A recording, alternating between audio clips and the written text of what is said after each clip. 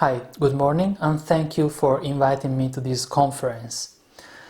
So today I'm going to talk to you about science, the media, how they interact each other, and the risks and the benefit of dialoguing with the media. In particular, I would like to end my presentation with a powerful tool, which I think it is storytelling. So, and how you could apply storytelling in communicating to the media. So let me first start with science or scientist. Let's try to do a kind of profile, a stereotypical profile of a scientist. I will do this in seven points. First one is scientists, they strive for details, method and data. Data, methods and details are kind of the focus you have. Consider, for example, when you write a paper. Normally in a paper you have a short introduction, a very long extended discussion of your data and the method you used for your analysis or modeling, for example, and then you have a short conclusion. So it looks to me like you really spend a lot of time and efforts considering data and method. Second point, scientists tend to be rational and objective. They take a kind of a distance from the research, from the natural world. They tend to be objective and rational. Third point, scientists tend to credit teams, the group work. You will like to tell that it's actually you would like to tell that actually what you do is a part of a bigger project, of a bigger team, maybe a hub of teams or groups of university. So you credit the teamwork. Fourth, you emphasize the incremental progress. So your research is a kind of bringing a new insight, a new brick which goes on top of many other bricks. It's a contribution to a research which maybe is going on since decades, since many years.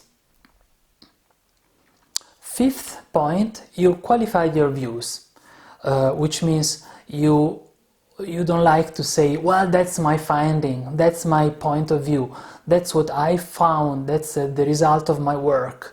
Again, you tend to be kind of, it could be, but still, I mean, it's the progress of science, I'm not too sure what will be coming next. You're not as assertive as probably the journalist would like you to be. Number six is you want to consult peers and you want to reference to peers, which means that you might ask to the journalist or to the public to take some time, because you want first to consult your peers before you give an answer or you give a perspective.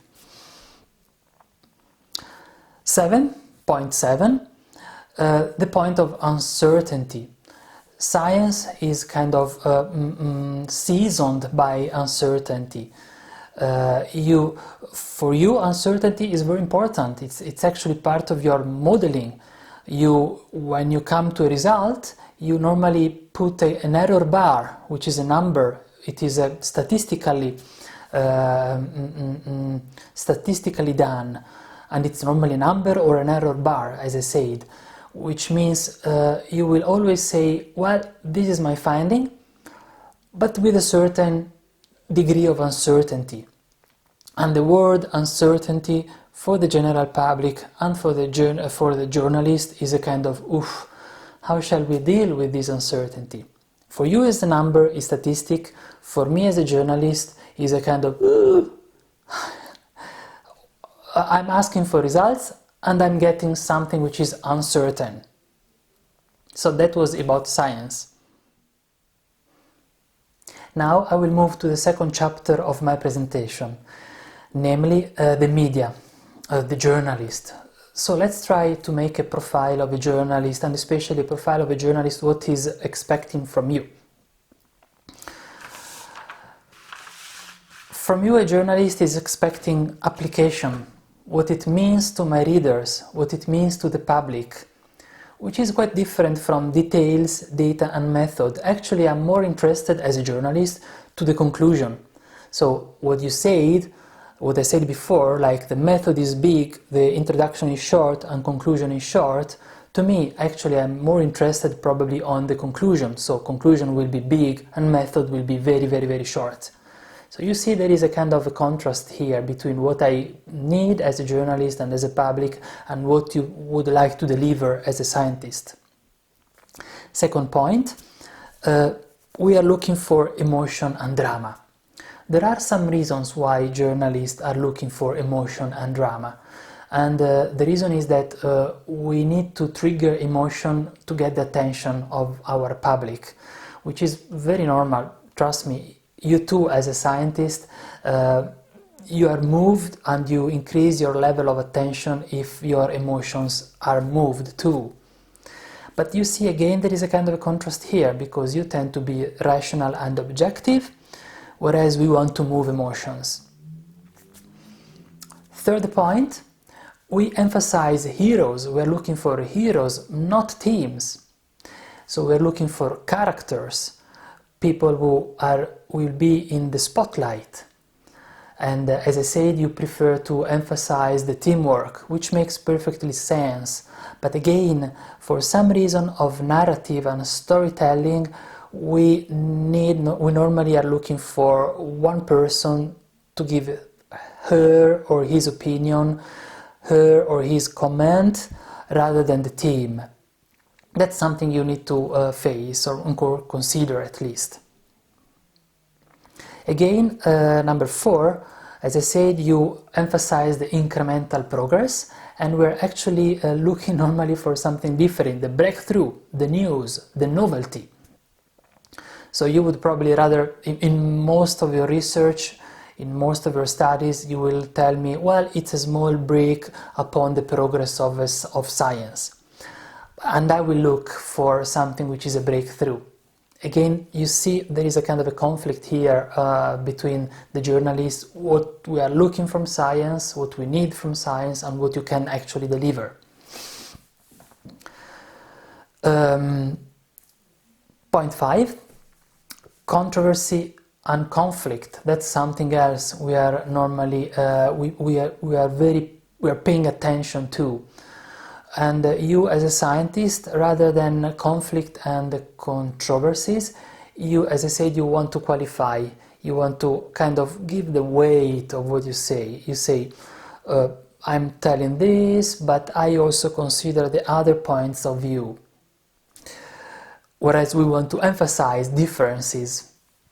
That's again part of the narrative, and it is good if you are aware of this. Point 6, as I said, you want to consult peers and reference to others. For us, it's now or never, and actually we are looking for a comment which must be crisp, it must be actual, and it must be now. So we can't wait for you to consult your peers and come with an agreed answer to our question, or an agreed and averaged comment to what we are asking you to tell. Again, the comment now, it's now or never, and it should be crisp and short and convincing. Number 7. Number 7, uncertainties. Uncertainty is a word which has a different meaning in science compared to the public. If you say it will be probably this, like with climate will change probably of this degree of temperature in the next 50 years. This probably, which is the uncertainty that for you again is a number, it is statistically determined, to the public means, oh, they have no clue. It's not easy. because we have different meaning for the same word. Again, we are normally looking for clear answers, definitive results. There is the way to dialogue with this, but it is good if you are aware about all these limitations and the two different profiles, the journalist and the scientist. There is something in common, and I would kind of invest on this if I was a scientist. What makes journalists similar to scientists is the fact that we both are extremely curious. You as a scientist, you are curious. We as journalists, we are very curious too, which means we want always to know a little bit more. That's something which makes journalists similar to scientists. So I presented you with the different profiles of what scientists are able and they would like to deliver, and what journalists are actually able to digest and would expect from scientists. Now let's have a short look to the other two chapters I wanted to present to you. First, risk that you can face, you may face dialogue with the media, but the benefits too. So what about the risks? I have highlighted 5 risks. The first one is being misunderstood. That's pretty easy. Consider that you may consider it close to what confirmation bias is. We journalists, we humans, the public, citizens, when we listen to what you say, we try and fit the new knowledge in what we already know. That's a kind of confirmation bias. We can in social sciences we refer to constructivism. We try to fit the new knowledge, as I said, into what we already know, and this brings the risk of misunderstand the message which is coming. Second risk is being manipulated. This may happen, especially for very controversial topics. And this happens when the journalist or the media has an agenda.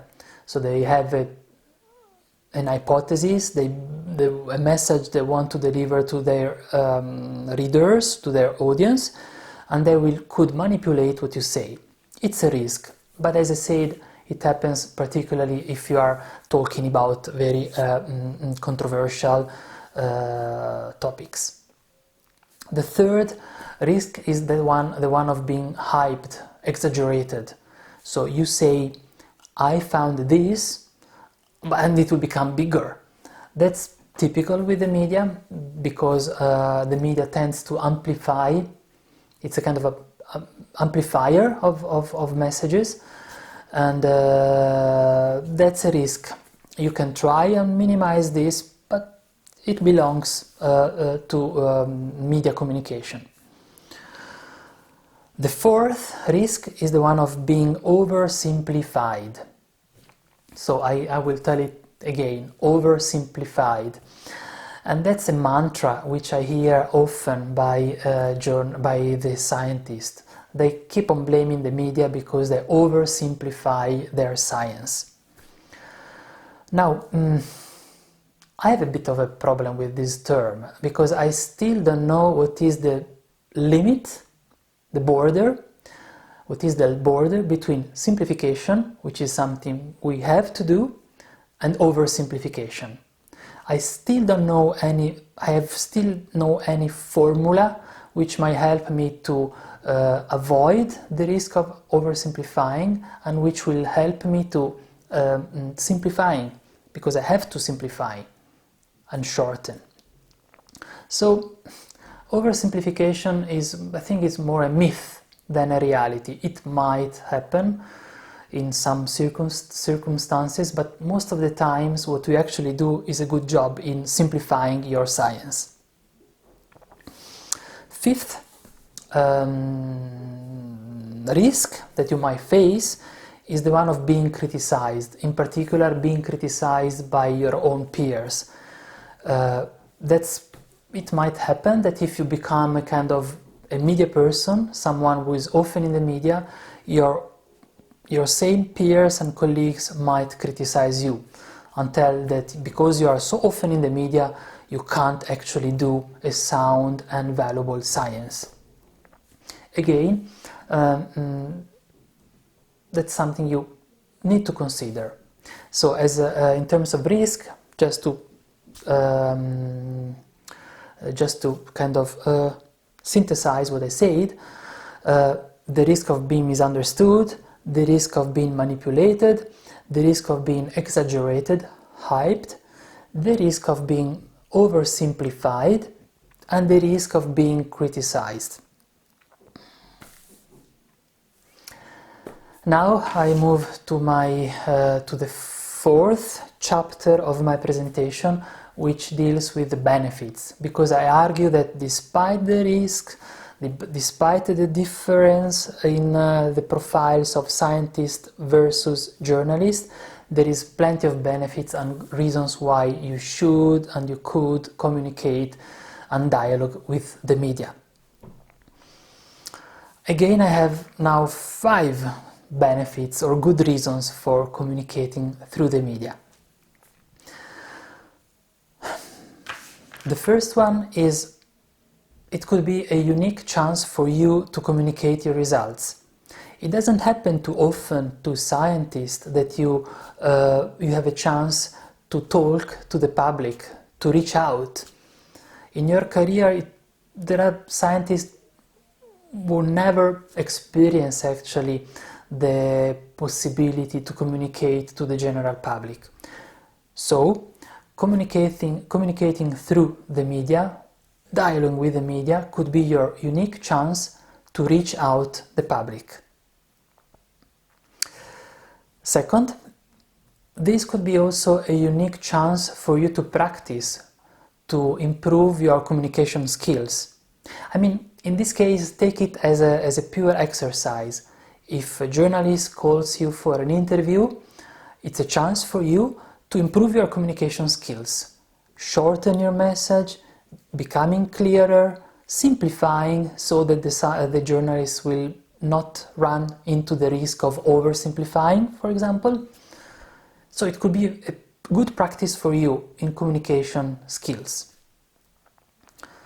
Third benefit of communicating to the media, it could be a first step in fulfilling your mission and your duty to give back to your taxpayers, to give back something to your taxpayers. After all, I mean, myself, through taxes, I'm paying your salary, I'm paying the laboratory, I am paying you at the conference or you in the field. And you give me, I want to hear what I'm paying for. So it could be a chance to give something back, to give something concretely back. Of course, your results come first. This is what you're bringing to society. But as a taxpayer, I want to know more. And it's democracy. And it's actually how it is today. Fourth benefit, it's a good chance to educate the journalist so that the journalist will make a better job tomorrow, will improve the quality of media reporting, but educate the public too by telling what you're doing, telling it correctly. You can educate the public, and that's very important. Fifth benefit, you can actually do good to society. We need science, we need to know what you do, we need to know how you do it, how you come to your results. So by communicating your results through the media and not only through the media, you're simply doing good. So if I want again to summarize the 5 benefits of communicating through the media, first, it could be a good chance for you to share your results with the public. It's a good chance for you to practice exercise in communication. It's a step into fulfilling the duty of giving back something to the taxpayers. it's a chance for educating, so you can really have an educational role once, and you do good. You do good to society.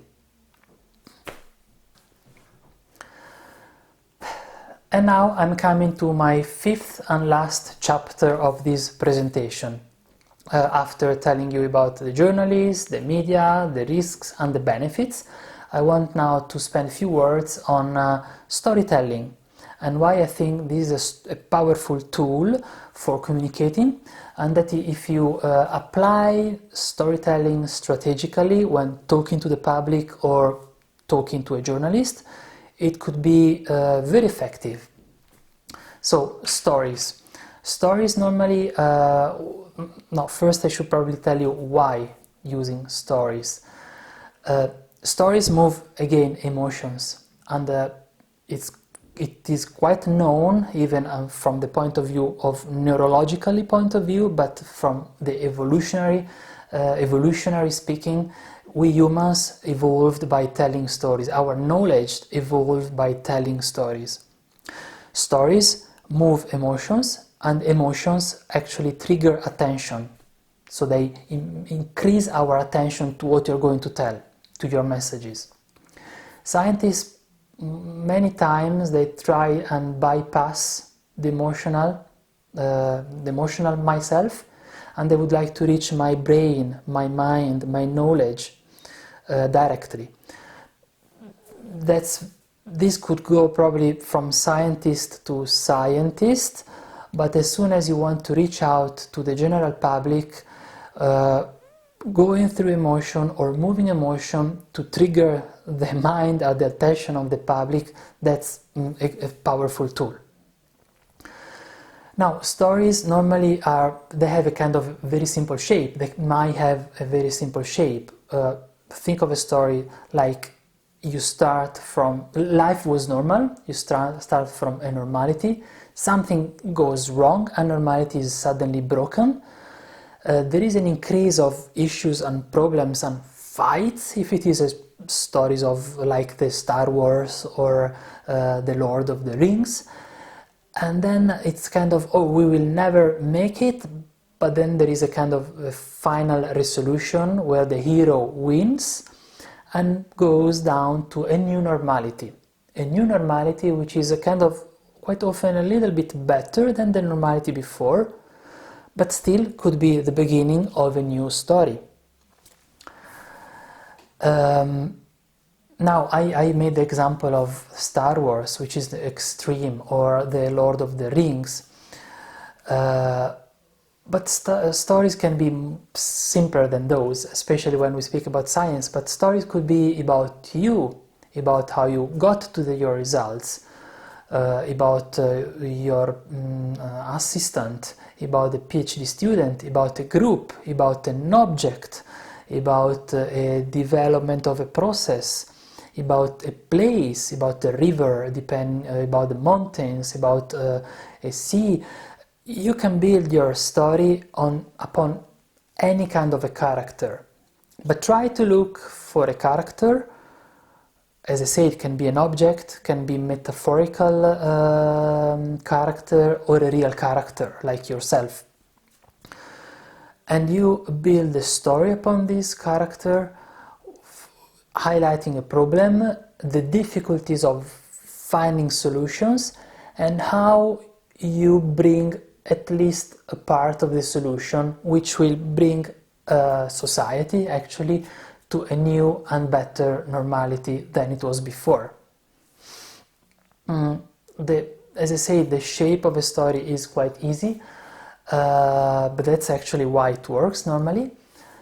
And you can help a lot the public or the journalist if you strategically think of stories before interacting with journalists or the public. So stories are very powerful. Think about using stories for communicating to the public or the journalist. So I hope that what I said, it was helpful for yourself, for your career, for your research, and thank you very much again for your attention.